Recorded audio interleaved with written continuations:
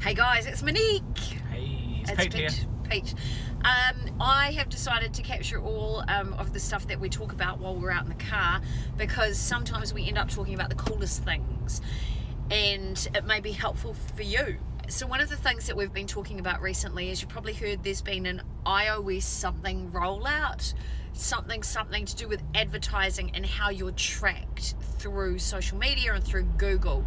Pete, can you speak in Monique language? What does that mean? Because I know you know all the technical, but what does it mean for people like me? Essentially, Facebook and Apple have had a little bit of a fight, and Apple has decided that it doesn't like the way Facebook uses its pixel to track all your actions across the whole of the internet, not just on Facebook.com, but across everywhere, and pull it all in and then be able to serve advertising. So they've decided that that's not going to happen anymore. So every single app in the Apple App Store now should have been by now modified with a pop-up to say you are potentially going to be tracked across the internet if you continue to use this app. Do you want to allow tracking or not? So it's not actually just Facebook, it's every single app in the Apple on your Apple phone basically now has to include that disclosure or opt-in. So it's an opt-in to being tracked. Right. Okay, so this is a really big deal, because previously when we've worked with people on the advertising, one of the strategies around that is the fact that we can use pixel data, or we can use viewer behavior in Facebook to track people and their behavior and reserve advertising to them. And I know a lot of other people who have been doing their own Facebook advertising have been using interest-based searches for their advertising, or their own pixel data from their website. If you're technical, you'll know what I'm talking about. How is it going to affect them and their marketing strategies? It's 100% going to affect them. It's a massive drop-off already in the ability to target people based on their interests, and it's mostly affecting apparently the conversion events.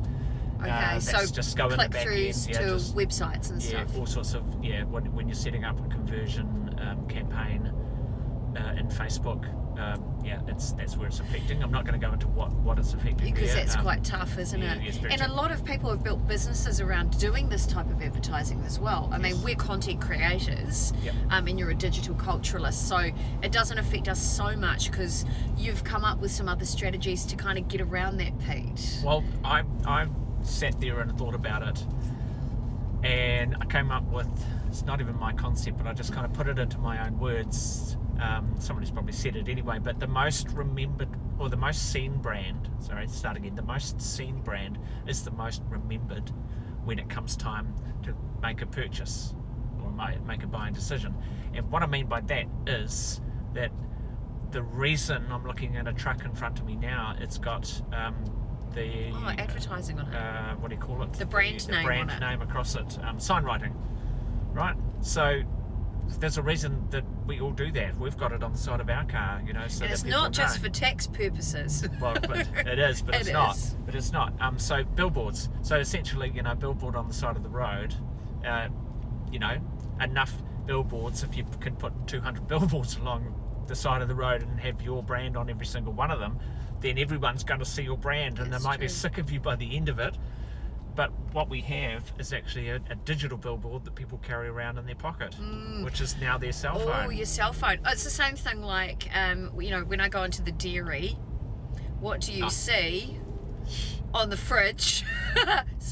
On the fridge, on the point of sale, often above the doorway. It's the repetition of that brand in your eye line, which subliminally affects your buying decision. And I love this because I love science and I love anything to do with the brain. So what it's actually doing is, when that repeated image is happening, and I totally support this with what you're saying, what it's actually doing is that repeated image is actually carving a neural pathway in your brain. So it's actually effectively influencing your buying decision, because when you go to make a buying decision, your brain will go through that neural pathway, or the path of least resistance. So the most carved pathway, the pathway with the deepest carving in your brain, is where that data will shoot down first. So when you think of a soft drink, what is the brand that comes first to mind? that's the one that you're being influenced to buy.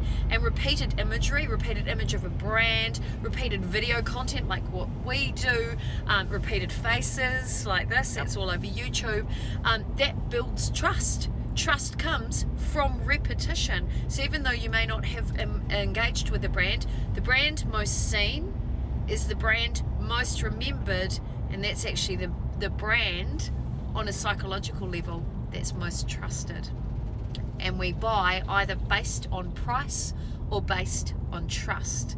I know about that because I'm a TV shopping presenter, that's what I've done, and my job was to create desire and trust in people and to use the same language and the same imagery over and over again to enhance the buyer decision or influence it.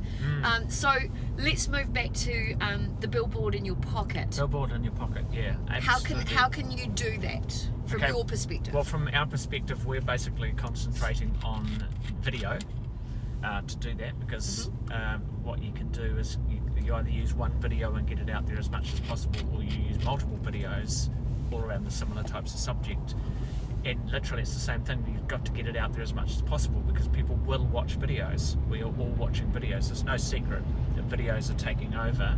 So if your brand is not being seen in those in people's videos, if people are jumping on and clicking off and going to YouTube and then they watch everybody else's videos, then you've got to keep them keep them engaged with your videos. Whoa.